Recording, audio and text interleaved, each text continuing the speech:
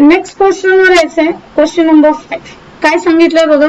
Municipal valuation of bungalow constructed in 2011 is 24,000. म्हणजे काय दिलंय. म्युनिसिपल व्हॅल्यू दिली. Rent realise means actual rent दिलाय 21,000. Municipal taxes borne by owner.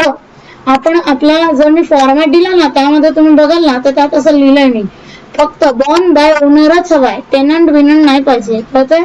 So owner आहे त्यामुळे आपल्याला मिळणार आहे as a municipal tax. Cost of repairs. Okay.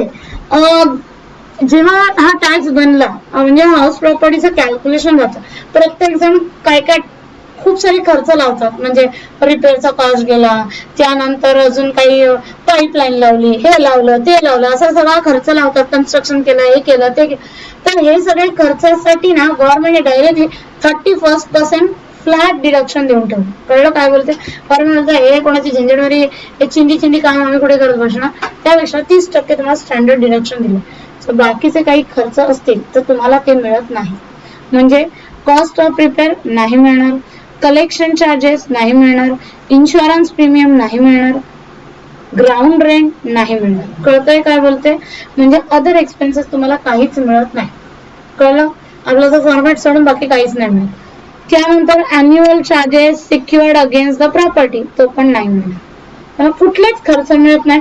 Government lump sum तुम्हाला 30% देताना त्यातच तुम्हाला ऍडजस्ट करायचे आहे. So determine the income from house. आपल्याला काय करायचंय.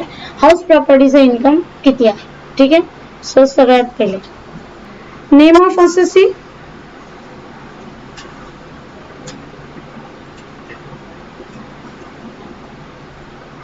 कोण दिले भाई नाव.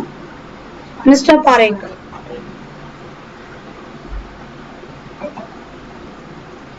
त्यानंतर असेसमेंट इयर 2024-25 हे आपलं असेसमेंट इयर आहे. आणि प्रिव्हियस इयर आपला आहे 2023-24. सो कम्प्युटेशन ऑफ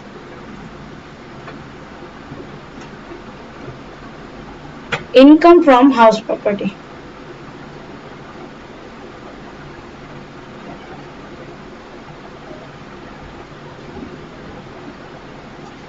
बघा जरा. पहिला म्युनिसिपल व्हॅल्यू बोला किती दिली. Municipal value 24,000.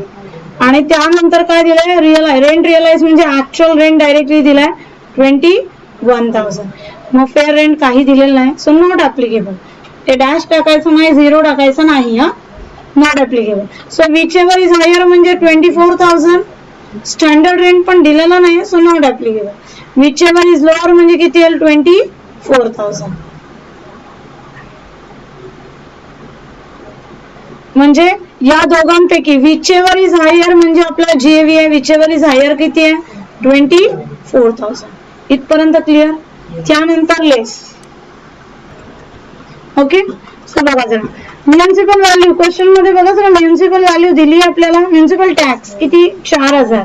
So municipal tax 4,000 minus करा याच्यातून किती राहिले 20,000. म्हणजे एनएव्ही आला आपला 20,000. त्यानंतर deduction under section 24 standard deduction जो आहे एनएव्ही चा 30% येतो. काढा एनएव्ही किती आहे 20,000 त्याचे 30% 6,000. क्वेश्चन मध्ये इंटरेस्ट काही दिलाय का. काहीच दिलेलं नाहीये. सो टोटल आपला डिडक्शन किती येईल 6,000 मायनस करा.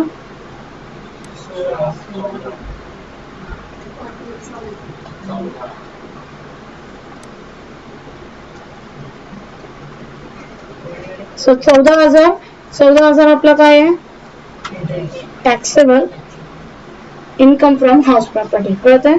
So income from house property. कळत आहे काय बोलते ते?